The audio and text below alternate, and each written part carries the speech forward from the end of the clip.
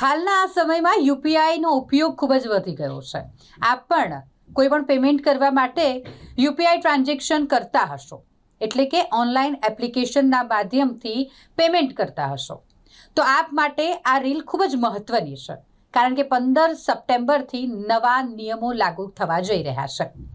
UPI transaction માટેના નવા નિયમો શું છે તે વિશે આપણે આજે વાત કરીશું, જે ફાયદાકારક છે, કારણ કે ટ્રાન્ઝેક્શન માટેની લિમિટ વધારી દેવામાં આવી છે. તમે કોઈ પણ પ્રકારના ઓનલાઈન પેમેન્ટ એપ્લિકેશનનો ઉપયોગ કરો છો, જેમાં ફોનપે છે, પેટીએમ છે કે પછી ગૂગલ પે છે, તો હવે તેમાં લિમિટમાં વધારો કરવામાં આવ્યો છે.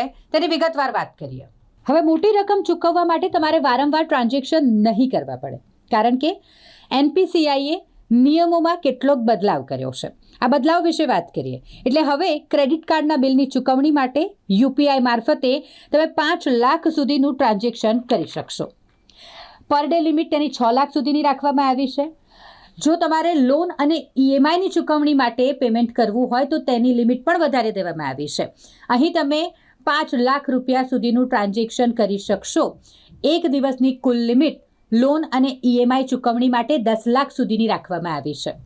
મુસાફરી સંબંધિત પણ તમે કોઈ પણ પેમેન્ટ કરો છો તો તેની પણ લિમિટ 5 લાખ કરી દેવામાં આવી છે. એટલે એ પણ તમારા માટે એક રાહતની વાત છે કે હવે તમારે ઘડી ઘડી ટ્રાન્ઝેક્શન નહીં કરવા પડે. વેપારીઓની ખાસ કરીને વાત કરીએ તો વેપારીઓ માટે આ ખૂબ જ મોટી રાહત ગણાશે આ નિયમોમાં ફેરફાર, કારણ કે હવે વેપારીઓ એક જ દિવસમાં મહત્તમ 10 લાખ રૂપિયા સુધીનું પેમેન્ટ કરવાની તેમને મંજૂરી મળી ગઈ છે. મોટી રકમ ચૂકવવા માટે હવે વેપારીઓને અલગ અલગ ટ્રાન્ઝેક્શન નહીં કરવા પડે.